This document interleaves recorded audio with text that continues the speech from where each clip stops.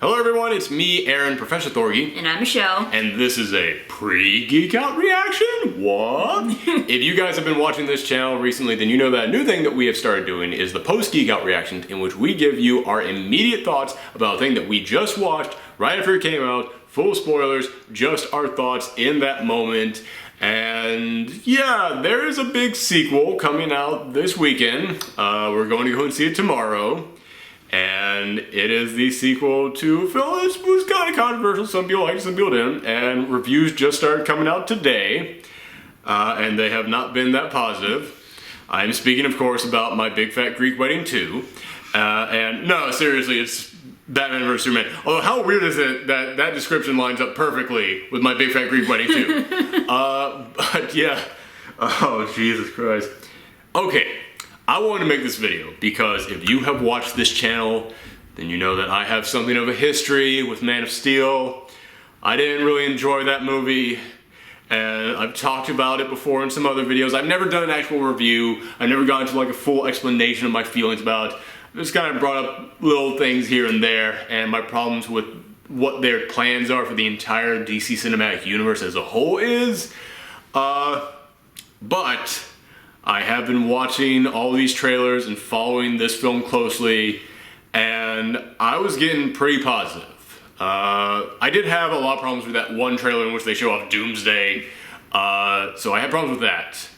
But then the other trailers I thought were fairly good, and the last trailer they put out I thought was great. I thought they nailed it with that one, and I was getting really positive for it. I was getting really excited. Like, I had actually pretty much turned completely around on this one, kind of like what happened to me with Man of Steel.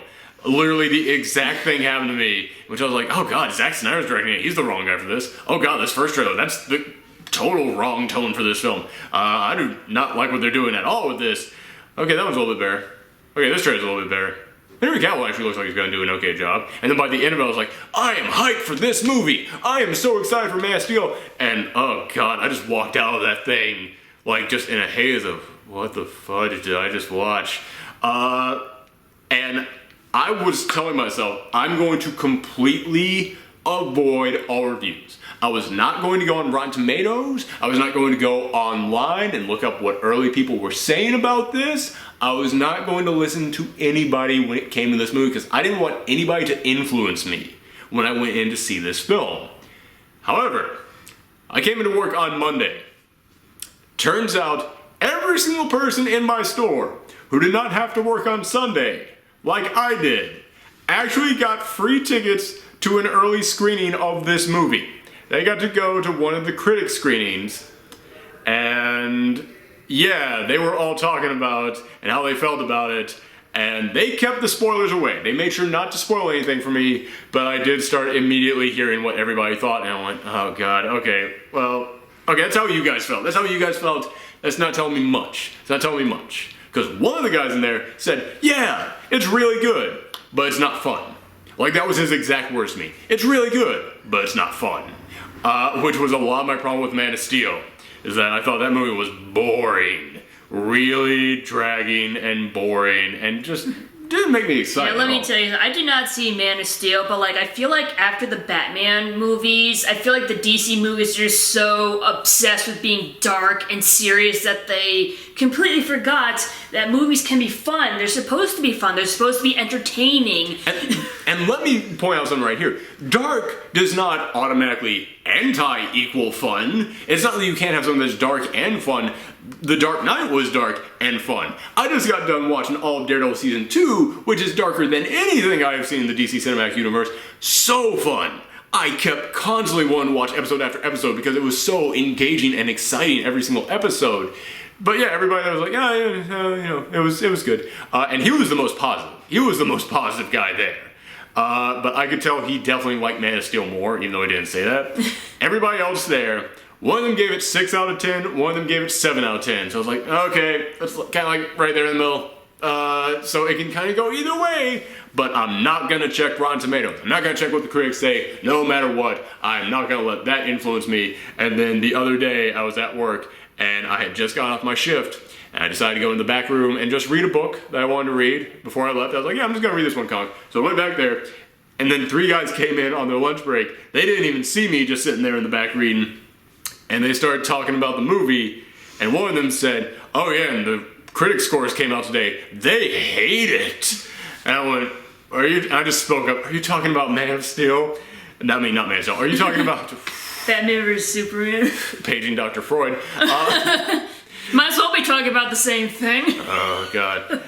And I said, are you talking about Batman vs. Superman? He goes, oh, yeah, the critics aren't really enjoying it. It's like, oh, God. And then I finally went, okay, let me look it up on my phone. I'm going to look up Rotten Tomatoes on my phone. It's already been spoiled for me how people feel about this. Let me just see what he means by not enjoying it. I was picturing in my head, not enjoying it, like a 70. Low 60s at the least. It was at 37%. My feelings about this movie have raged. Because like I said, when that last trailer came out, I was like, you know what? I think it's going to be really freaking good. I do. I honestly think this is going to be a good film. And then when the trailer before that came out with Doomsday, I was like, oh, this is going to be a hot mess. Oh, man.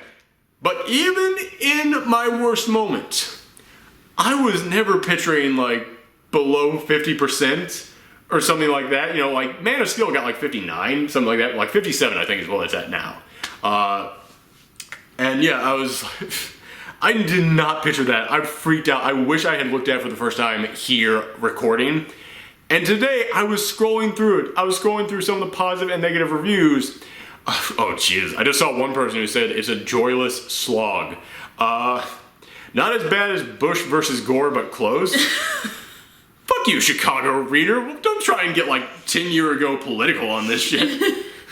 But no, I wanted to talk about some of these, because I was looking through these. Even the positive reviews are bad. It was driving me nuts. Let me see if I can find some of the ones that I was talking about. Okay, here's one. If it's action you want, Batman vs. Superman Dawn of Justice will not disappoint. But take away the interminable fight scenes and the screenplay crashes into plot holes big enough to drive the Batmobile through. That was a positive review. I just want to say, like, straight out, like, I know you said you were excited when you saw the trailers and everything. Yeah, how do you feel? I kind of felt like it was I had this gut feeling like this was just gonna be shit. Like, a gut instinct, like... Wow! Damn! No, because it's like... I just, like, you see the trailers, like, they're just hyping it up for the fanboys. I know it's not gonna be that great. It's just... And then, like, especially, like, after the Man of Steel incident, it's like, they're just gonna take Superman and just screw him over, like... Yeah, it's too late for that. That ship has left. Yeah, it's like, and that's kind of the thing. It's like, to be honest, I never really did, like, the whole Batman versus Superman thing. It's like, they're both fighting for justice. Why would they fight each other? Yeah.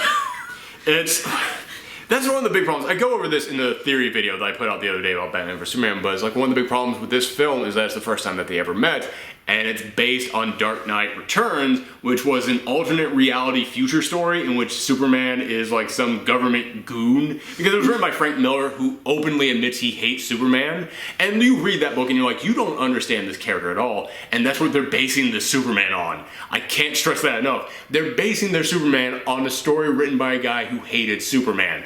But they're basing their entire cinematic universe on this, and this is what everybody who saw it said. They came back going, oh no, this is totally, their entire cinematic universe is The Dark Knight Returns.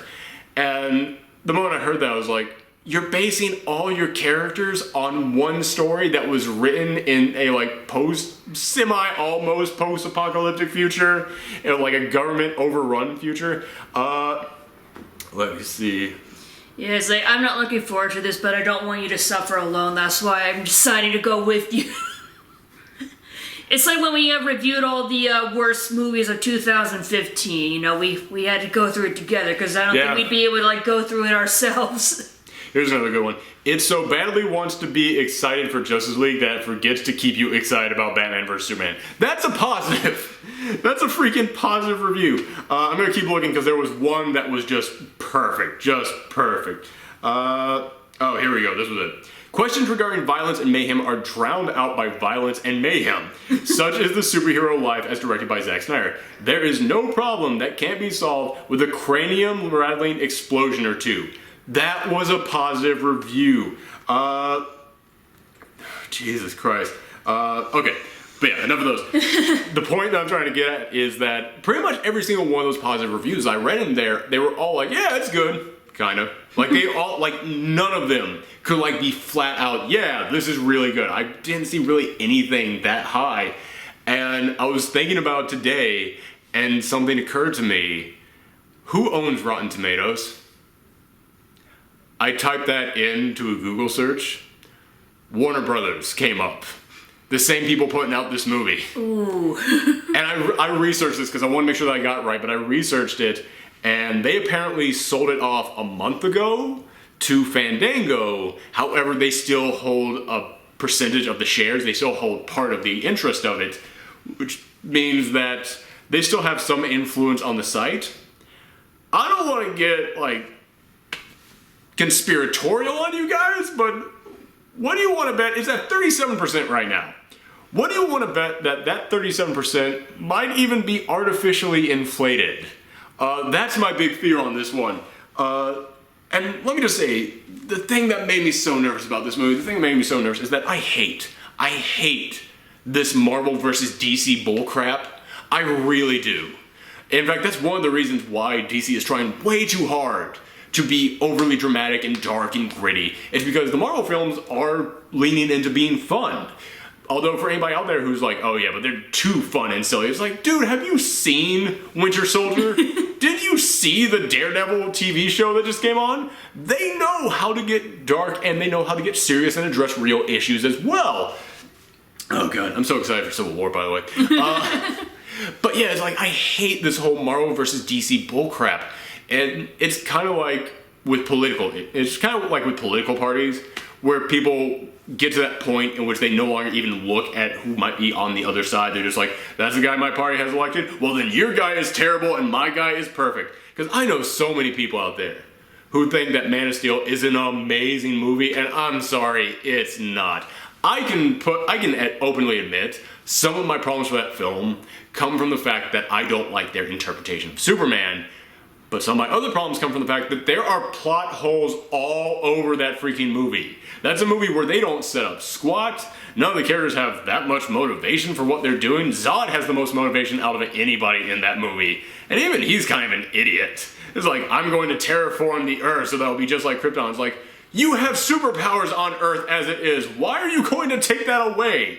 And also, if you have a thing that can just terraform any planet into making it like Krypton, Mars, motherfucker! You'll have no resistance over there! Oh god, it was so... Anyway, sorry, I'm getting off on a rant there, sorry. I'm sorry, I completely forgot what point I was trying to make there for a second. But the point I'm trying to make is that I'm so sick of all this Marvel vs. DC stuff because there's no reason to hate on each other.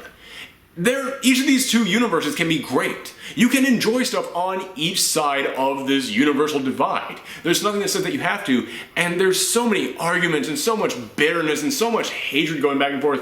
And I know I shouldn't be saying this right after talking about people I know who love Man of Steel and bragging on them for that, but yeah, I don't want to see people tearing each other apart over this.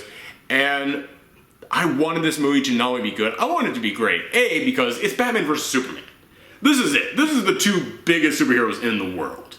The two most iconic figures on the planet. Going toe-to-toe, being in the same movie for the first time ever. I wanted this to be great. I wanted them to knock it out of the park. But I also wanted them to be great because then we could all come together and say that movie was good. I'm not saying it would cure the Marvel versus DC war. It wouldn't. That would still exist. I know that. But it would get some people to finally go, hey, you know what? Both universes are fine.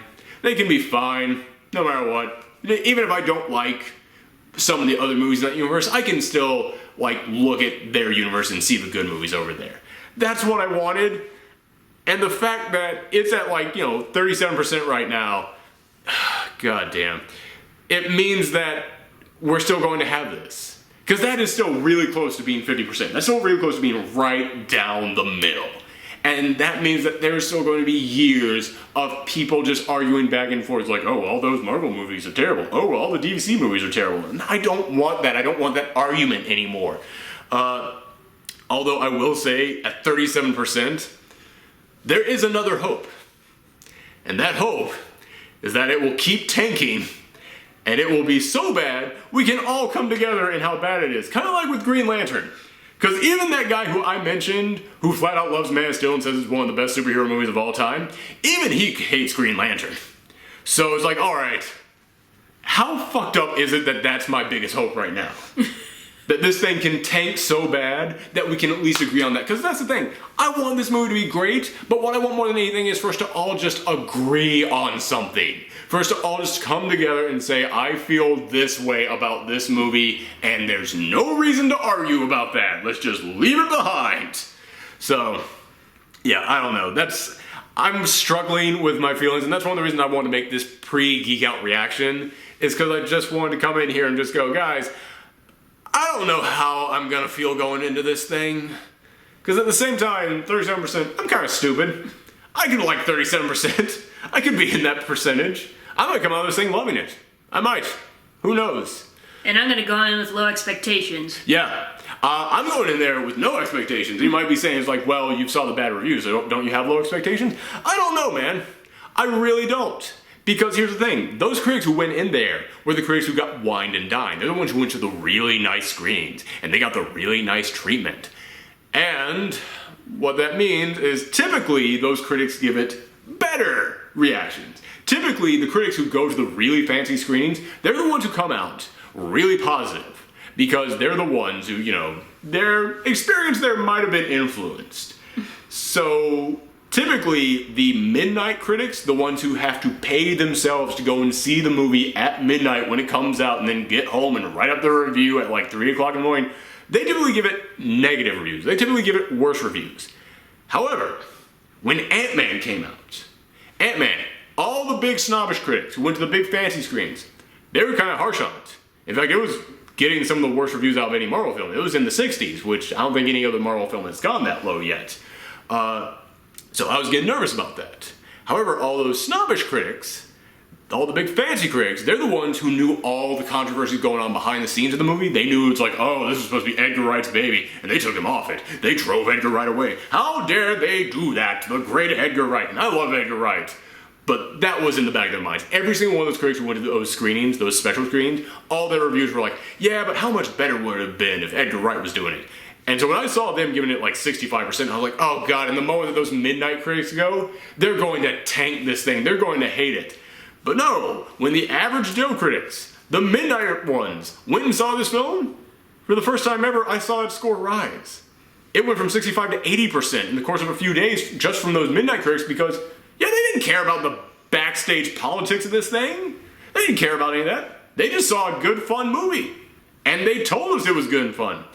So, my hope right now is that the snobbish critics who went into this thing was like, oh, it's Zack Snyder. Oh, look at what they've done to Superman. How dare they do that? Which in all fairness, I've said those things before myself.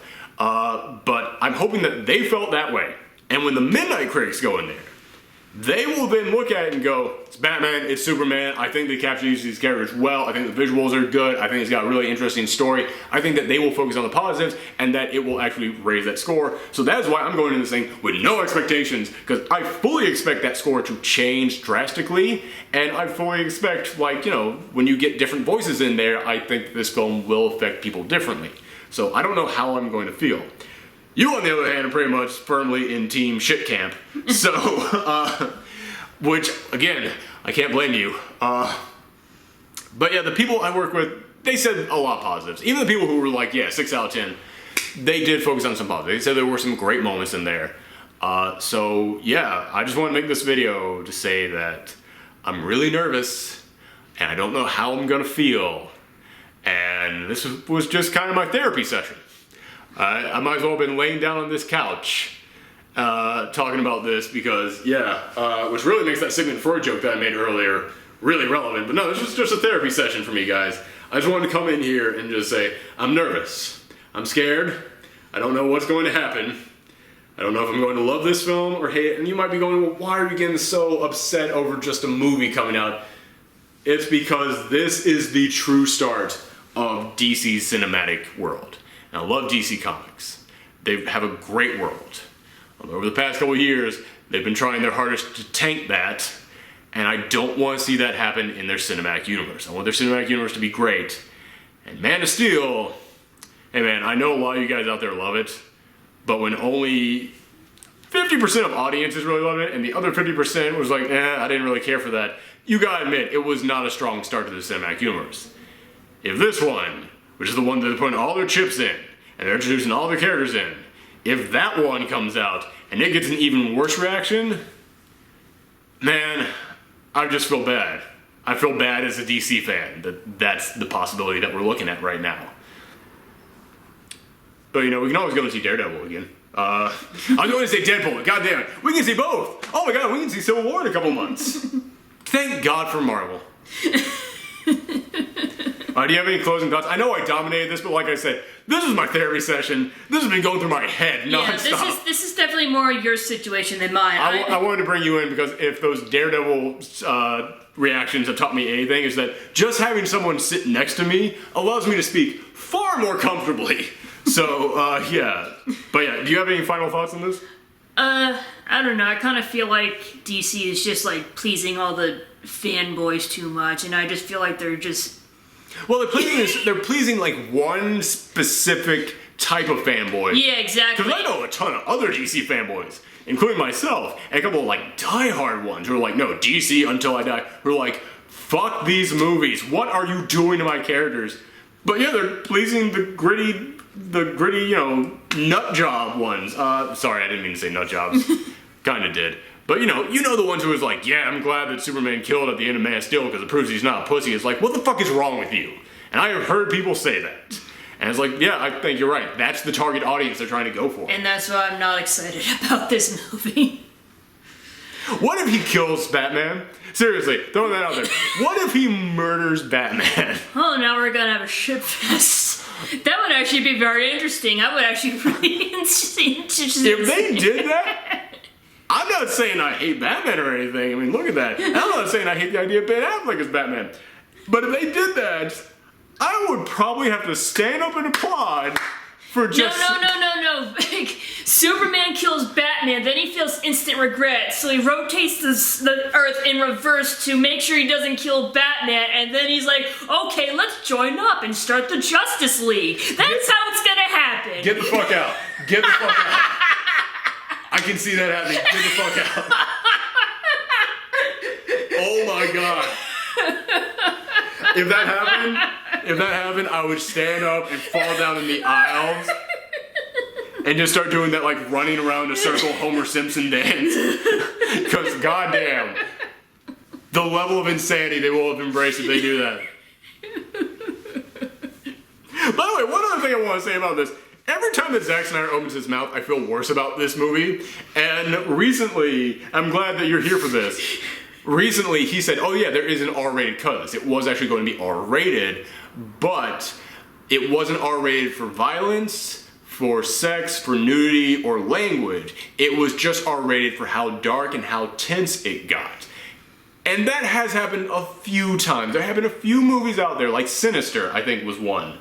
Which was one of my favorite horror films of the past 5 years. That was one of those ones that it actually did get an R rating, and I don't think that they actually did do like anything in there other than showing someone getting hung. And I listened to the director commentary on that, and they did say, yeah, listen, we thought we might get PG-13, but we knew if we got R, then we wouldn't fight, and they got R, and they asked, okay, but what's the reason why? They went, oh, just because it's so scary. I was like, okay, I can actually believe that. So it has happened occasionally in which that's the case. But we went and saw 10 Cloverfield Lane together. And that was hands down the most tense and one of the darkest films we've seen. And I'm not going to spoil it in this one. We did a post-geek reaction in which we spoiled everything in there. But we also see some pretty graphic stuff in there. And they dropped the F-bomb in there. PG-13.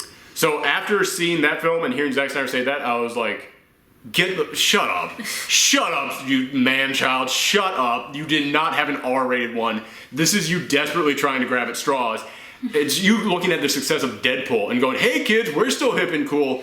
And that... To be honest, I don't believe in the rating system anymore. Oh, it's bullshit. It's garbage to begin with. It's like nothing's G, everything's either PG or PG-13, and if you only get an R if you're edgy enough or some shit. Well, also, it's because the people who control that are just insane. There's a great documentary on it that you can find on Netflix. I'm forgetting the name of it. But, yeah, the people who run it are just nut jobs. So yeah, I don't believe in it that much either, but he's coming in and saying, oh no, we're that dark. And then when we saw Technicolor from a lane and saw how dark and tense that was, I was like, shut up. You are not worse than this, okay? So yeah, that just kind of made me feel like they were definitely trying to grab at straws because they saw how successful Deadpool was. And that made me think, oh god, they don't have much to stand on, do they? So that's another thing that's going through my mind right now, but yeah, we gotta wrap this one up. Yeah. Let me know in the comments down below how you feel about this, not how you feel after you've seen it. Because I'm gonna do a review, we're gonna do a spoiler talk about, we're gonna do everything We're about gonna do a post-geek reaction for that too. Yeah, we are. But let me know how you feel going into it. Because I saw a lot of people fairly positive about this, and within the last 24 hours, I've seen a lot of comments on my page very negative about this, so let me know how you feel now about it. Like right now, before you've seen it, going into it. But again, thank you guys very much. If you want to see that actual review when it comes out, click that subscribe button right down there. And if you want to subscribe to her channel, it'll be over her face. And tell you what, if you want to watch the Daredevil one that I just did, the Daredevil post-geek reaction, it'll be right over my face. There you go. We always link on the face. That almost sounded dirty. But alright, thanks everybody. Come back next time. Bye.